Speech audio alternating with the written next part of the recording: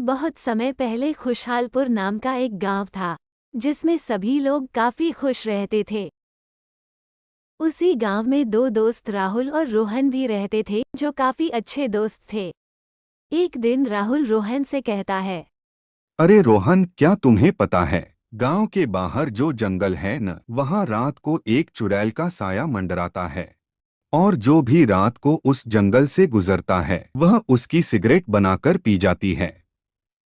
अरे हाँ हाँ, वो तो बस एक डरावनी कहानी है। क्या तुम भी उससे डर गए? उस जंगल में कोई चुड़ैल वुड़ैल नहीं है।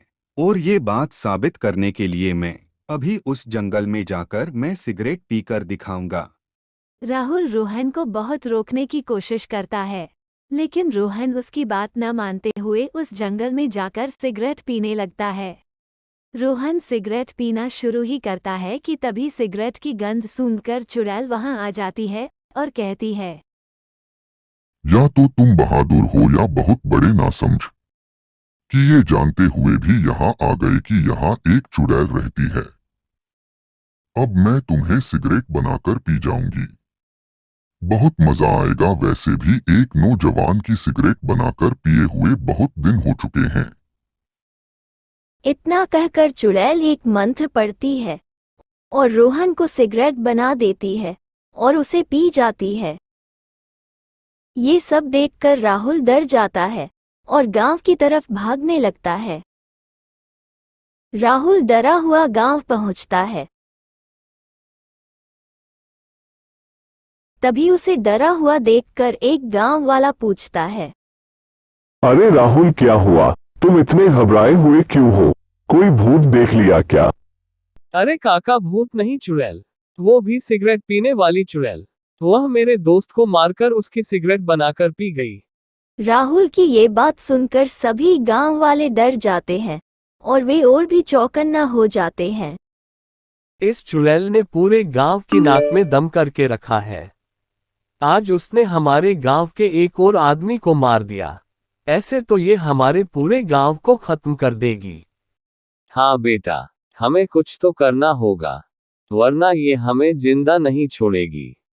अब धीरे धीरे चुड़ैल की सिगरेट का धुआं गांव में फैलता जा रहा था और इससे सभी गांव वाले परेशान हो रहे थे।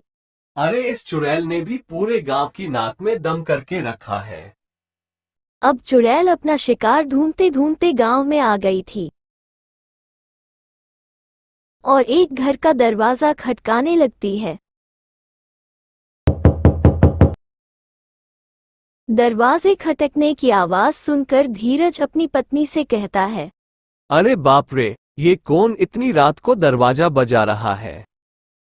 इतना कहकर धीरज दरवाजे पर जाता है। धीरज जब दरवाजा खोलता है तो वह देखता है कि वहां पर एक सुंदर स्त्री खड़ी होती है। क्या हुआ बहन? अरे वाह, कितने दिनों बाद इतना हट्टा कट्टा नौजवान मिला है। आज तो मजा आ जाएगा। और धीरज को सिगरेट बनाकर पी जाती है।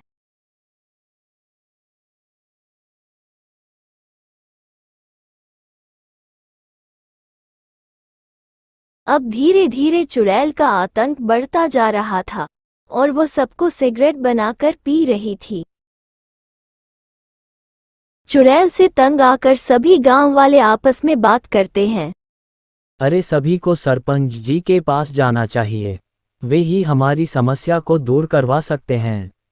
अरे हाँ भाई, ये तो तुम सही कह रहे हो, हमें सरपंच जी के पास ही जाना चाहिए।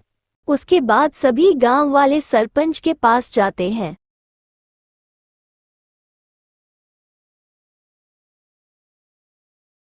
अरे आप सभी का यहाँ कैसे आना हुआ?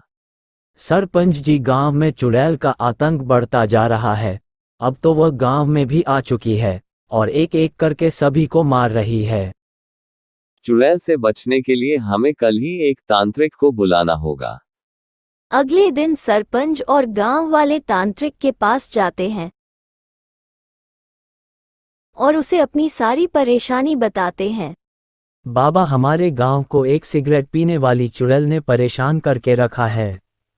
वह धीरे धीरे सभी को मार रही है। वो चुड़ैल बहुत खतरनाक है, इसलिए हमें उसे आज रात को ही मारना होगा। तांत्रिक और सभी गांव वाले उस रात पहरा देने लगते हैं। अभी तांत्रिक एक मंत्र पढ़ता है। ओम ब्रीम ट्रीम चमुंडाय, ओम ब्रीम ट्रीम चमुंडाय, ओम ब्रीम ट्रीम चमुंडाय, ओम ब्रीम ट्रीम चमुंडाय।